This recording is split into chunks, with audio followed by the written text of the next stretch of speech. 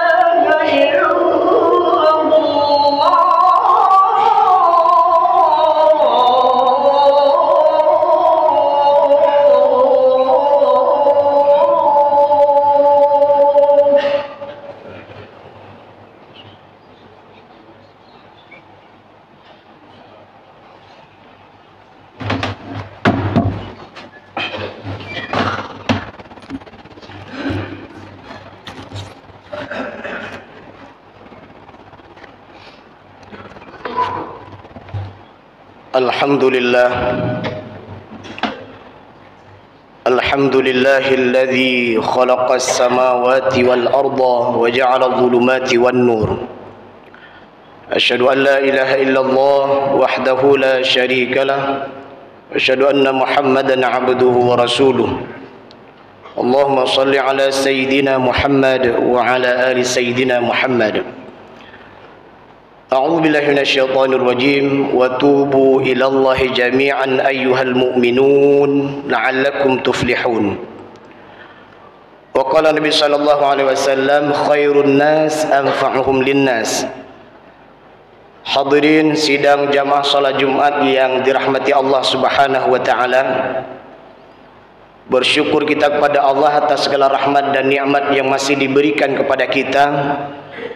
Mudah-mudahan semua bentuk rahmat dan nikmat Allah yang Allah berikan kita, yang diberikan kepada kita, bisa kita optimalkan dan kita maksimalkan untuk takarrub dan ta'abbud pada Allah Subhanahu wa taala. Salat dan salam pada Rasulullah Muhammad sallallahu alaihi wasallam yang merupakan uswah dan qudwah kita. Mencintai Rasulullah, melaksanakan sunnahnya di atas permukaan bumi ini. Semoga kelak kita menjadi umatnya yang mendapatkan syafaat dari beliau. Amin ya rabbal alamin. Hadirin yang dimuliakan Allah Subhanahu wa taala, adapun judul nasihat kita pada kesempatan berbahagia ini adalah 5 penghalang taubat. Jamaah rahimakumullah, sebagaimana ayat yang kita bacakan tadi yang terdapat di dalam surah An-Nur ayat 31, Allah berfirman, "Wa tubu ila Allahi jami'an ayyuhal mu'minun la'allakum tuflihun." Yang artinya, bertaubatlah kalian semua wahai orang-orang yang beriman agar kamu mendapatkan keberuntungan. Dari ayat ini Allah Subhanahu wa taala menyeru hambanya untuk bertaubat, menyeru hambanya untuk memperbaiki diri, menyeru hambanya untuk senantiasa kembali kepada Rabb-Nya yang telah menciptakannya, yang telah memberikan rahmat dan nikmat dalam perjalanan kehidupan ini dan bahkan kelak di dalam syurganya insyaallah.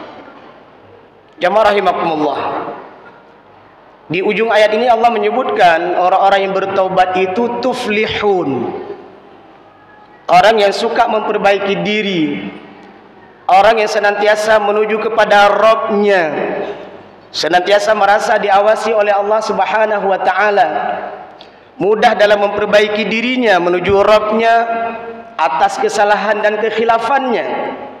Allah menyebutkan tuflihun, Beruntung di dunia bermakna. Orang-orang yang bertaubat itu hidupnya tenang, damai dan aman. Hatinya senantiasa diliputi merasakan kebesaran Allah Subhanahu wa taala. Seluruh potensi Allah berikan kepadanya hanya untuk beribadah kepada Allah Subhanahu wa taala. Dia tidak galau dengan masa lalunya, dan dia tidak resah sesuatu yang belum datang kepada dirinya, tapi senantiasa bersyukur di hari ini, senantiasa memaksimalkan potensi semua dalam kehidupannya di hari ini untuk menyembah dan beribadah kepada Allah Subhanahu wa taala. Beruntungnya bagi orang yang bertaubat juga bermakna adalah dia menjadi pribadi yang senantiasa memiliki visi misi hidupnya bukan hanya di dunia, karena dengan keampunan Allah dia berharap semoga berlelah-lelahnya dengan kebaikan dan kesolehan di dunia dan menjauhi segala bentuk kemaksiatan. Semoga kelak dia mendapatkan syurganya, dan di saat dia memasuki syurga Allah Subhanahu wa taala ada kerinduan, mereka ingin melihat wajah Allah Subhanahu wa taala. Itulah taubat. Namun jamaah rahimakumullah, tidak sedikit ada sebagian orang yang ingin bertaubat hanya bertahan 2-3 hari, setelah itu bermaksiat kembali. Ada di antara mereka yang bertaubat hanya bertahan 1 bulan atau beberapa saat, atau bahkan tidak sedikit di antara mereka hanya bertobat ketika masuknya bulan suci Ramadan, dan selesai Ramadan, selesai taat dan taubatnya. Maka pada kesempatan berbahagia ini mari kita melihat ada beberapa kerikil, ada beberapa hal, paling kurang ada 5 hal yang menyebabkan seseorang sulit untuk bertaubat, atau sudah bertaubat tapi kembali bermaksiat. Apa ke-5 hal tersebut? Yang pertama adalah di mana seseorang masih tersisa ketergantungannya kepada maksiat. Nah, ini penyebab pertama. Dia sudah bertaubat tapi di dalam hatinya masih ada kecenderungan, masih ada keinginan walaupun kecil, tapi keinginan tersebut terus bergolak dalam hatinya, dalam jiwanya untuk berbuat maksiat. Hati-hati. Orang yang di dalam hatinya ada kecenderungan untuk bermaksiat, meskipun itu kecil, tidak besar, kecil, tapi ketahuilah, kecenderungan untuk terus bermaksiat itulah yang menghambat seseorang untuk bertaubat kepada Rabb. Itulah yang menghalangi seseorang untuk merasakan manisnya iman. Itulah yang menghalangi seseorang untuk menuju kepada Rabb-Nya. Perhatikan, lihatlah kepada diri kita. Setelah kita bertaubat kepada Allah Subhanahu wa taala, perhatikan apa masih ada kerikil itu dalam hati kita, ada kecenderungan, ada keinginan untuk balik lagi kepada maksiat atau ingin mendekati maksiat. Hati-hatilah. Kalau itu ada berarti segera dibuang. Tak boleh ada lagi di hati kita, dibuang jauh-jauh. Maka Al-Quran menyebutkan fajtanibu, dibuang, jauhi. Karena sesungguhnya kerikil itulah, hal-hal seperti itulah yang kecenderungan kepada maksiat. Seseorang tidak mungkin bertaubat atau sudah bertaubat tapi kembali lagi bermaksiat. Itu yang pertama. Yang kedua, seseorang yang sudah bertaubat kembali bermaksiat adalah ada persoalan ketergantungan pada tempat maksiat. Mohon maaf, seseorang yang insya Allah ketika senantiasa berada di masjid, berada di majelis taklim, berada di tengah-tengah keluarganya, berada di tengah orang-orang yang saleh, maka insya Allah orang tersebut senantiasa dalam kebaikan. Tetapi ketika keberadaannya itu di tempat-tempat maksiat, apapun bentuknya, maka tempat maksiat itulah yang akan menarik dia untuk bermaksiat kepada Allah Subhanahu wa taala. Maka orang yang sudah bertaubat pada Allah Subhanahu wa taala, dia harus menjauhi tempat-tempat di mana tempat tersebut mengajak dia bermaksiat pada Allah Subhanahu wa taala. Itu penyebab yang kedua. Yang ketiga adalah teman pergaulan. Dalam sebuah hadis kama qala, Rasulullah mengatakan, kalau ingin melihat iman seseorang, kalau ingin melihat agama seseorang, maka lihatlah dan tengoklah agama temannya. Mohon maaf, bukan kita berarti tidak boleh bergaul, silakan kita bergaul. Tapi Rasulullah sudah mewanti-wanti kita, teman itu ada dua. Yang pertama, bagaikan penjual minyak wangi. Ini teman yang baik. Ketika kita bergaul dengan teman seperti penjual minyak wangi, walaupun kita tidak dapat minyak wangi, tapi wanginya dapat. Mungkin ilmu kita kurang, tapi ketika kita bergaul dengan orang yang banyak ilmu, walaupun kita tak banyak ilmu, tapi kita akan merasakan ilmu yang dimiliki oleh teman tersebut. Berteman dengan orang yang rajin berinfak dan bersedekah, meskipun kita tidak menjadi ahli dermawan, tapi setidaknya kita memiliki sifat dermawan. Berteman dengan ahli ibadah, walaupun ibadah kita sedikit, tapi setiap melihat wajahnya, setiap kita menatap wajahnya, setiap kita mendengar kalimat-kalimat dibicarakannya, menambah kita taat kepada Rabb Allah Subhanahu wa taala. Ketahuilah, teman akan menentukan agama seseorang. Bahkan dalam ayat Al-Quran dan hadis-hadis Rasulullah, teman juga akan menentukan seseorang dapat syurga atau neraka. Lihatlah dalam sebuah hadis kama qala, di antara yang bisa memberikan syafaat pada kita di hari akhirat nanti adalah teman. Ada teman yang hidup bersama kita, ada kawan, ada karib kerabat bersama kita, dengan asbab kita jadi soleh dia. Tapi di akhirat ternyata dia masuk surga, sementara kita masuk neraka. Mungkin ada dosa-dosa yang kita lakukan. Teman yang soleh tersebut berkata kepada Rabb, ya Rabb, hari ini aku masuk surga asbab si fulan. Dia senantiasa mengingatkanku kepada Allah, dia senantiasa mengingatkanku untuk beribadah kepadamu ya Rabb. Akhirnya dengan amal solehku aku masuk surga hari ini ya Rabb. Tapi hari ini aku tak tengok dia di surga ya Rabb. Di mana dia si fulan itu ya Rabb? Pengaduan seorang teman yang soleh karena asbab kita. Kemudian Allah mengatakan, kau cari dia dan masukkan ke surga. Itu teman. Dalam surah As-Saffat juga diceritakan bagaimana teman yang jahat ternyata menyebabkan dia masuk neraka. Dan saat dalam neraka dia berdebat, kenapa kamu mengajak saya seperti ini? Temannya pun menjawab, aku tak mengajakmu, kenapa kamu ikut? Nah, ini gaya syaitan. Nanti di akhirat, setan itu, iblis itu ketika berpidato di dalam neraka, salah satu bentuk kalimatnya adalah inni bai'um minka inni akhafullah rabbal alamin. Iblis dan syaitan yang telah menyesatkan manusia selama hidup di dunia, nanti dia berpidato. Apa pidato dia? Ini bai'um minka, aku berlepas diri dari kalian yang telah kusesatkan. Inni akhafullah rabbal alamin, aku takut kepada Rabb. Itu iblis, syaitan. Teman yang jahat juga seperti itu. Dia nanti ketika masuk neraka bersama teman yang jahatnya karena dia pengaruhinya, maka dia pun mengatakan, aku berlepas diri kepadamu, aku hanya mengajak, kenapa kamu ikut? Akhirnya mereka menjawab, sama-sama di neraka, tidak perlu berdebat. Hati-hati. Ketergantungan pada teman yang jahat menyebabkan seseorang susah untuk bertaubat.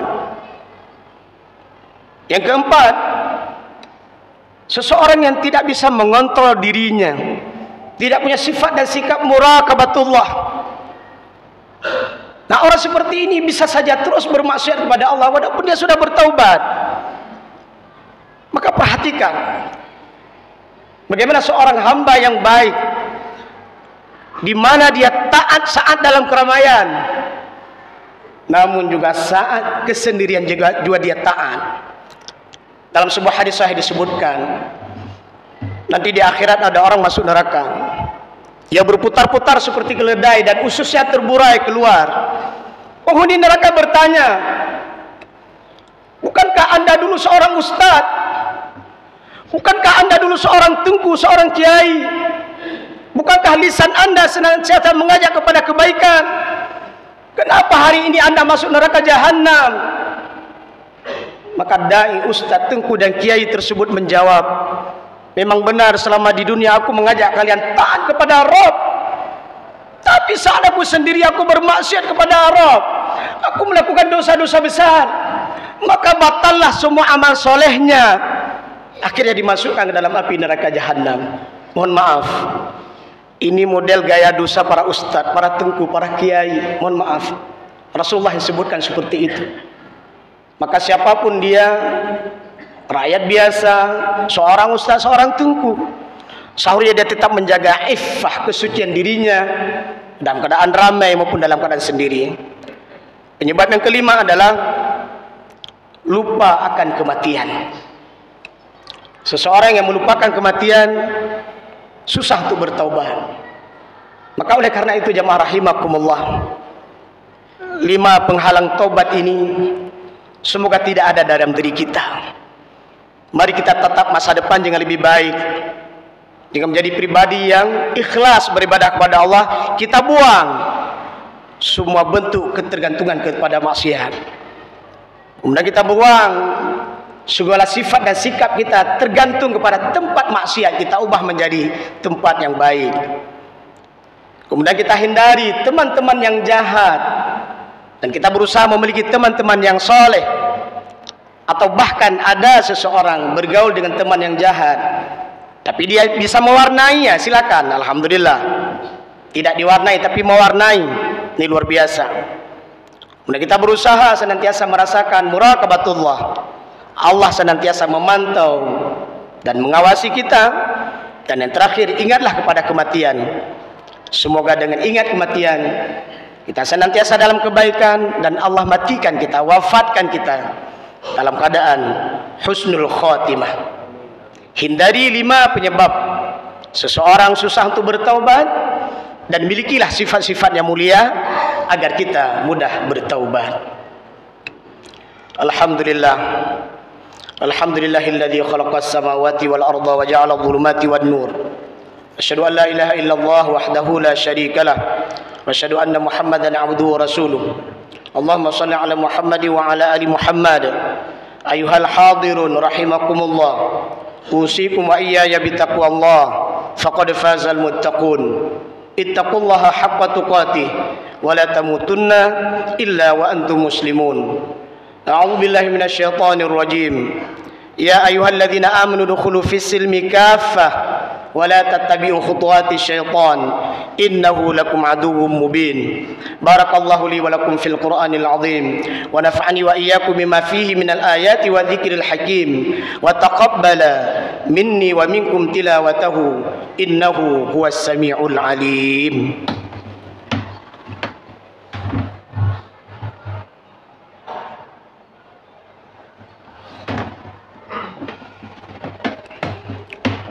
Alhamdulillahilladzi khalaqas samawati wal arda wa ja'ala adh-dhulumati wan nur. Asyhadu an la ilaha illallah wahdahu la syarika lah, wa asyhadu anna Muhammadan 'abduhu wa rasuluh. Allahumma shalli ala sayyidina Muhammad wa ala ali sayyidina Muhammad. Ayuhal hadirun rahimakumullah, usikum wa iyaya bitaqwallah, faqad fazal muttaqun. Ittaqullaha haqqa tuqatih wa la tamutunna illa wa antum muslimun. A'udzu billahi minasyaitonir rajim. Ya ayyuhalladzina amanu ruk'u wasjudu wa'budu rabbakum waf'alul khaira la'allakum tuflihun. Innallaha wa malaikatahu yusalluna 'alan nabi. Ya ayyuhalladzina amanu sallu 'alaihi wa sallimu taslima. Allahumma ighfir lil muslimina wal muslimat wal mu'minina wal mu'minat al ahya'i minhum wal amwat. Rabbana la tuzigh qulubana ba'da idh hadaitana wa hab lana min ladunka rahmah innaka antal wahhab. Allahumma rabbana zalamna anfusana wa illam taghfir lana wa tarhamna lanakunanna minal khasirin. Allahumma rabbana atina fid dunya hasanah wa fil akhirati hasanatan wa qina adzabannar. Ibadallah, ولذكر الله أكبر والله يعلم ما تصنعون أقم الصلاة